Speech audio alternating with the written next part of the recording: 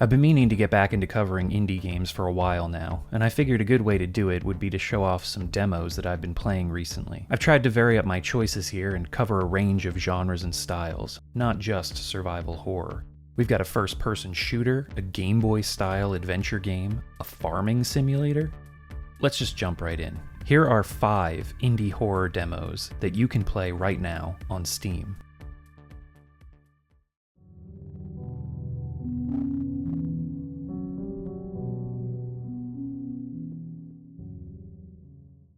What happens when JoJo's Bizarre Adventure and Silent Hill decide to have a baby? You get Sorry, We're Closed. Developed by A La Mode Games, Sorry We're Closed is a classic survival horror with a unique and colorful visual style. Aside from the JoJo influences, there's also a heavy dose of Atlus's Catherine, and I can't help getting a feeling of Persona 4 in this demo too. You play as Michelle, a young woman who's getting over a recent breakup. One night, she's visited by a strange demon who seems to be looking for love. The demon gives Michelle a gift, a third eye.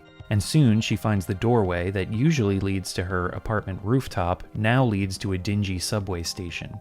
Getting some Silent Hill 4 vibes in this demo too. It turns out her neighbor Robin is also a demon, and that shiny new third eye isn't just for fashion.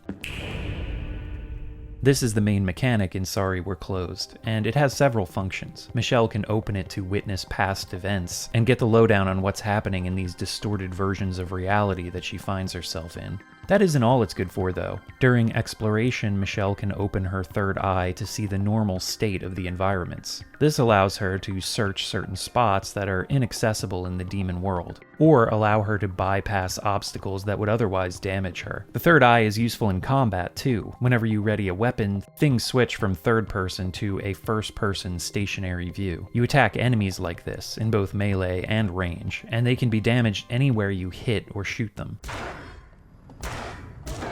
But to be most effective, you'll want to activate your third eye. When enemies enter the area of effect, their hearts will be revealed, and now they can only be hit in these areas, but you deal a lot more damage. Stronger enemies will take multiple attacks to kill, and the hearts move around, but they're briefly stunned with each successful hit.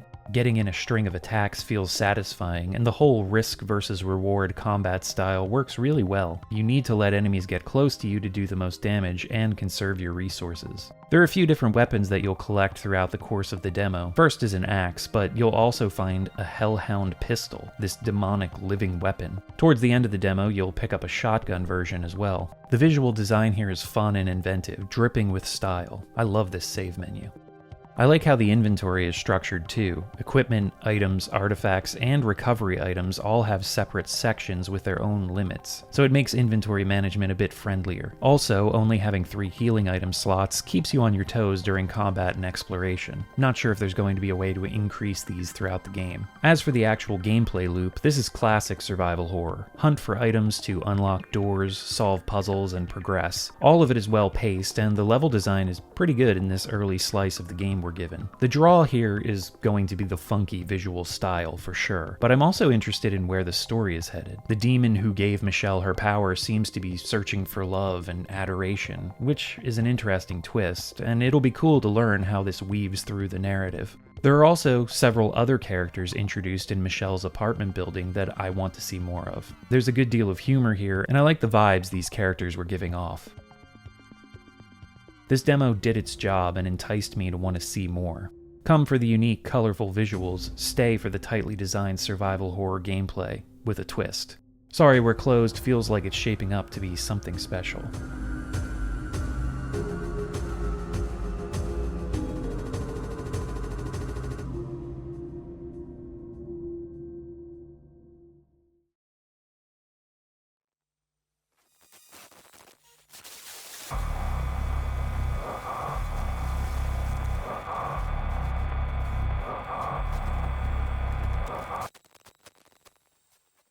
Divine Frequency from developer Good Karma reminds me a lot of Divine Cybermancy. No, you're not going to break your legs every time you jump, but the deep, complex lore and RPG mechanics on offer here feel like the closest thing to that game that I've played in a while, which is a good thing.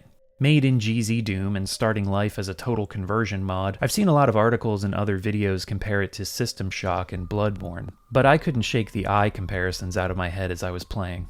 The game has a VHS filter applied by default, which I had to turn off. It was giving me a bit of a headache, but after I switched it off, I never really thought about it again, and it being gone did nothing to diminish the game's overall atmosphere. Cool that the option is there for people who like that sort of thing, though. Divine Frequency moves like Doom, and the boom shoot revivals that are so popular in the indie space nowadays, fast and frenetic, but the ammo and enemy counts are lower, at least in this demo, and I honestly prefer that. It gives the game its own feel, separating it from the plethora of other indie games that use this style of gameplay. The enemies are also pretty threatening, often hiding in corners to ambush you, if they're slow, like the bag-wearing hatchet wielders.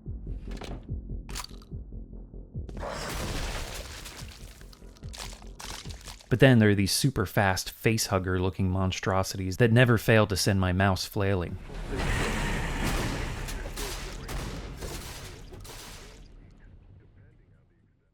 There are also several stronger enemies and mini-bosses, some that just require the right ammo type to effectively kill, and others that can be made easier by using traps and items from your inventory, as well as some help from the environment.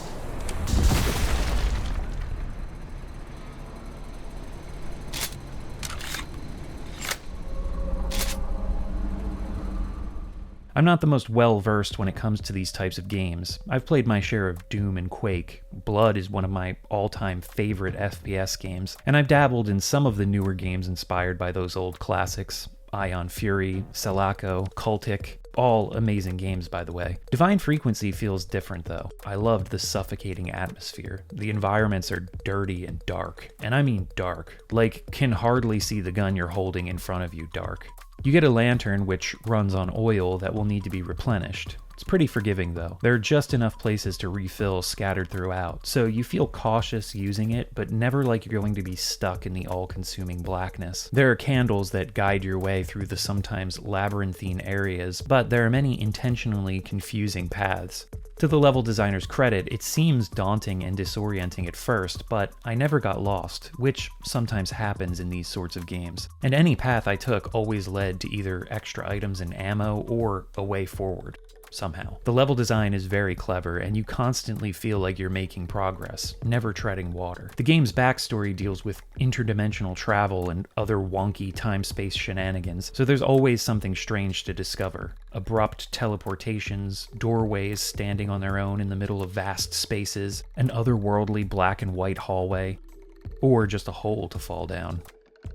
I don't really know what's going on with the story here, but there are several sections where you're in what appears to be the real world, only to get transported somewhere else, then double back and find a corrupted version of that same space. It's weird and mind-bending. The slower pace of exploration and enemy encounters spurred me on through the demo. Like I said, you constantly feel like you're making progress.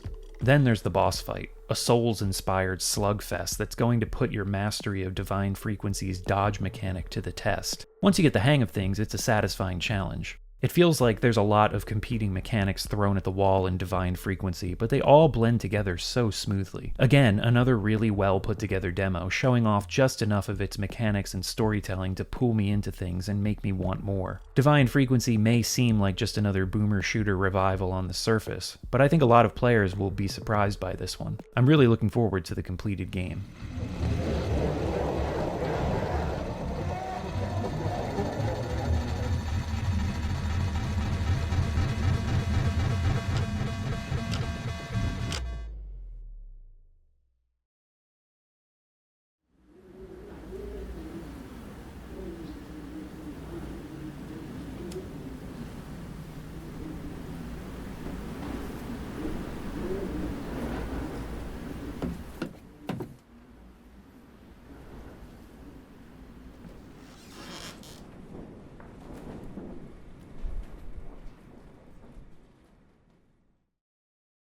Have you ever wanted to just drop everything, leave the stress of work, friends, family all behind, and buy an old abandoned farmstead?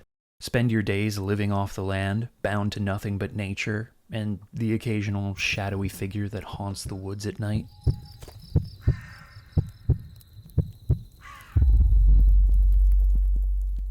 We Harvest Shadows is a horror farming simulator created by one-person dev David Wheel. It's a game he's been toiling away at creating for the last several years, and from the developer's note included in the demo, it seems to be a deeply personal experience for him. He mentions the story of Christopher Knight, the North Pond hermit, who spent 27 years living on his own in the woods of Maine, stealing supplies from a summer camp. The dev read a book about him, and I remember reading a GQ article about the guy several years ago. It's a fascinating story. I'll link the article in the video description for those interested. Anyway, this feeling of loneliness and isolation comes across immediately in We Harvest Shadows as you're dropped into the shoes of Garrett, a guy who's left behind his friends and family and purchased an old farmhouse in the woods, along with all the land surrounding it. The visuals are gorgeous and really immerse you into the environment. Brilliant sunrises, vast skies, deep woods, and engulfing darkness. The land Garrett's purchased is in a sorry state, and it's up to you to clean up the mess. Raise plants and livestock for money, purchase new tools, and upgrade the house. The days are spent on chores and exploring the land. You have a to-do list that's updated each day, and your job is to finish the list before sundown.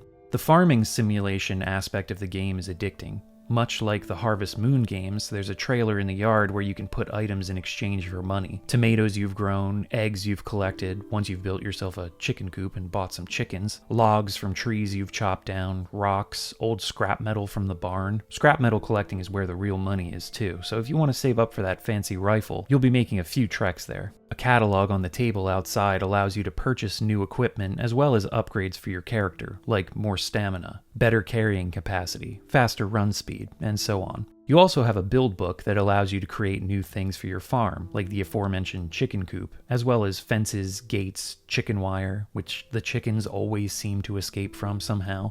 I like how visually, and with some of the mechanics like stamina and movement, We Harvest Shadows shoots for realism, but selling items and purchasing new stuff is very gamey. It feels like a good balance between realism and convenience. Once you've got the old farmhouse cleaned up, it's pretty quaint and cozy inside. Not a bad place to spend time away from the...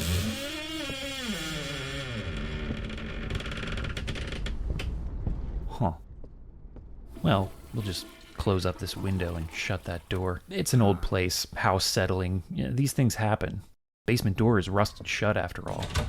Anyway, what was I saying? Oh, right. Well, the days are long. Lots of hard work, so you'll want to go to bed early. Getting a good night's rest is important. City boy Garrett's not used to all this manual labor. Sometimes, though, time slips away from you, and there's just a few more logs to toss into the trailer. Gotta get this cleaned up, so... Okay, you know what? The logs will be there tomorrow morning. It's time for bed.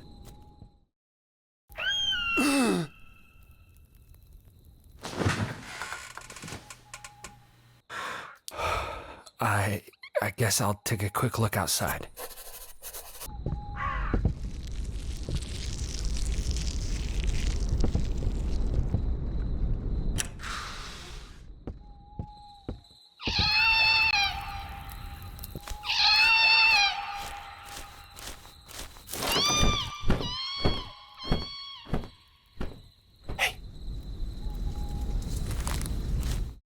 Time for bed.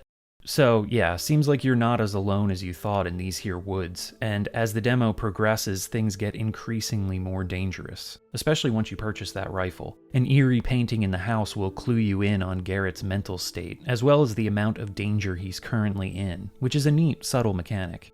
There's a lot of psychological horror here. The pacing is superb, and the atmosphere and air of mystery kept me glued to the screen even as the dread built. There's a lot to Garrett's past that you only catch glimpses of here, and plenty of questions about what happened to him that led him to drop everything and become a hermit in the woods. I spent 2 hours in this demo, and I feel like there's so much more to uncover. You can keep playing, farming the land, exploring, and purchasing the upgrades available to you in the catalog for as long as you want. Purchasing the rifle is what will bring about the end of the demo. And I feel like there are plenty more subtle scares and tricks that the demo pulls for those who go digging at its mysteries, maybe exploring places that the demo doesn't tell you to go. The finished game promises 1 square mile of land to explore. There are also hints at vehicles and a map that can be uncovered by visiting watchtowers scattered about. We Harvest Shadows really pulled me in, and I am incredibly excited to see what the finished game will look like. I want to know more about Garrett. I want to explore more of the land. I want to find out what's haunting these woods at night.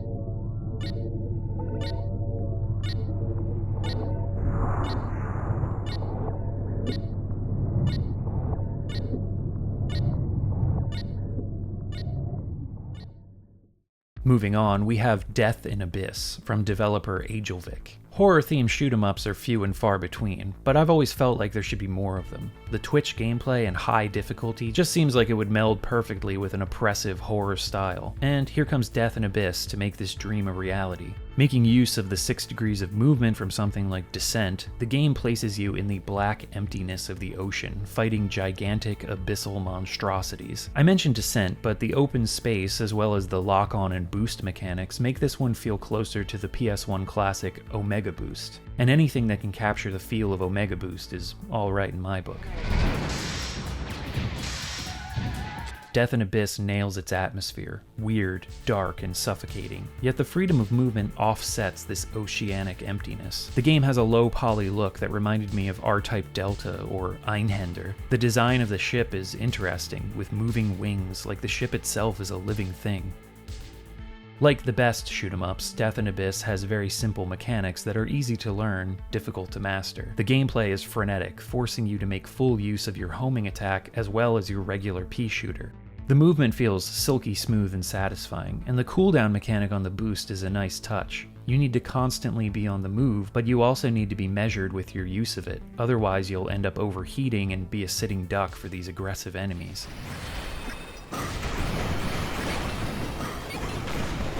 The bar at the bottom of the screen represents how much damage your ship can sustain. Spend too much time over the limit, and it's game over.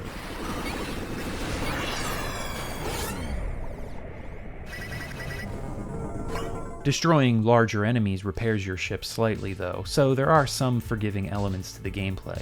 Each of the enemies have different attacks and behaviors and will require different approaches to defeat. These small popcorn-style enemies rush you with their gnashing jaws. The slightly bigger ones try to lash out at you with their tongues. Other ones latch onto you to hinder your movement.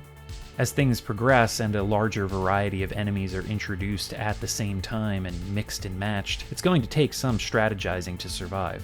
Do you take out this group of small follower enemies, or focus on the one that's latched onto you? Don't forget to dodge that tongue while you're at it. Death in Abyss offers a fun level of complexity, even just in this first stage. It's going to take several attempts to get the hang of things and get comfortable, but once you do, it feels really good to boost around, lock onto groups to try to clear them, and focus fire on larger foes.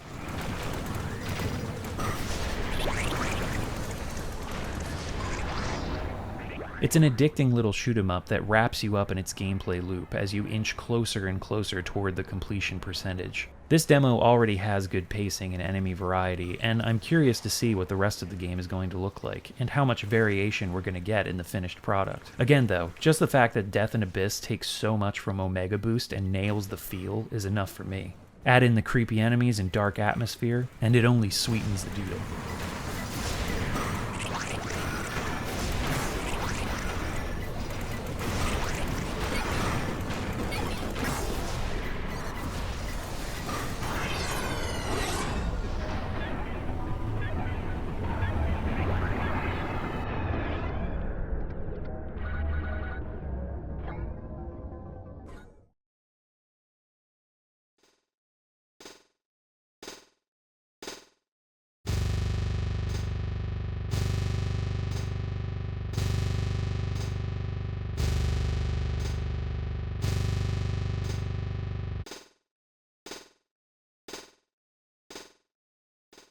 The third shift from T-Boa Games and Lameboy SP is a Game Boy throwback, putting you in the shoes of a new security guard at the Roanoke Museum of History and Wonder. As you arrive for your first night of work at the museum, you're guided along by the veteran security officer, who keeps watch over you through the museum's security cameras, and the game switches between third-person and first-person sections. After a brief meeting with your supervisor, you suit up and clock in for your first shift. It quickly becomes clear, however, that this isn't going to be an easy job of just strolling through the museum. There's been a string of break-ins and other odd occurrences. The guy who previously held your position, well, we don't talk about him. Some activists have been breaking into the place, upset about the new human anatomy exhibit that's opened. You'll run across one of them as you patrol the museum, and it turns out they're looking for their missing son. She believes the museum has something to do with his disappearance. But more disturbing than that, there's also something within the anatomy exhibit that seems to have escaped.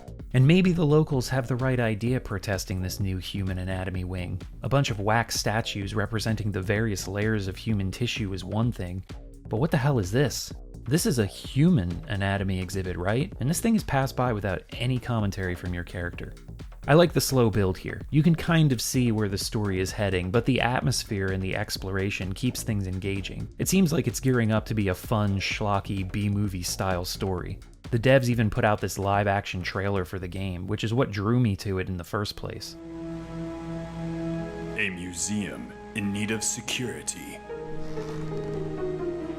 A person in need of money. An odd occurrence.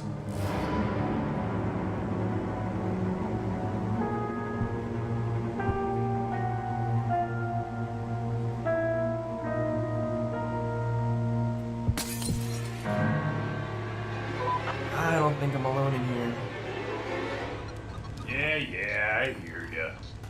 Stupid kid getting worked up over nothing. The visuals stay true to that old Game Boy style with the monochromatic screen. You're even looking at things through a Game Boy style border. Music and sound effects are also appropriately blippy and bloopy.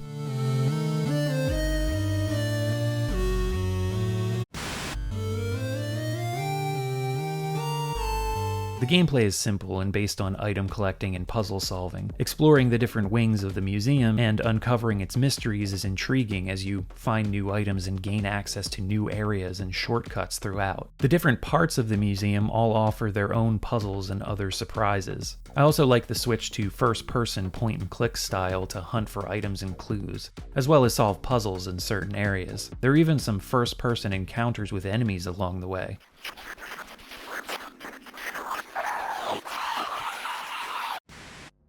There are also dialogue options that offer different paths for your character to steer the narrative, and the devs have promised multiple endings depending on your decisions and who you choose to trust as you uncover more of the mystery. A Game Boy-inspired horror game is something I never thought I wanted, but the third shift has convinced me otherwise.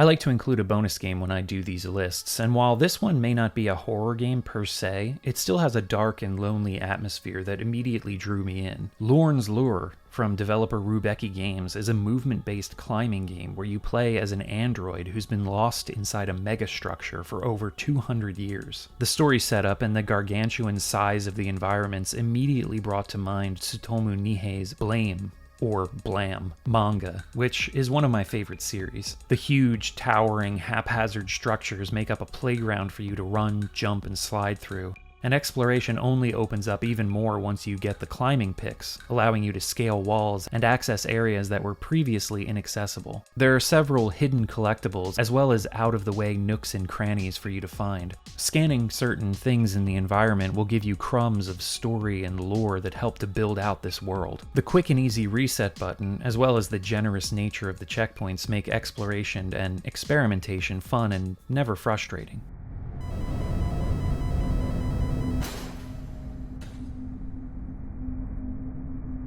It's an incredibly enjoyable and immersive experience, rewarding those who want to go exploring, but also built for speedrunning. Environmental traversal is a puzzle in itself, but it never feels like there's only one answer. It's very open and inviting. And again, the fact that you can take your time and explore its vastness or blaze through it as fast as you can adds variety and broadens its appeal. And like many of the other games on this list, there's a deeper story going on here that begs for uncovering. Again, this may not be a horror game, but I couldn't help but include Lorn's Lure for its lonely atmosphere and engaging gameplay. The demo is short, but the full game is set for release this month, so if you dig it, you won't have to wait long to delve into the final release.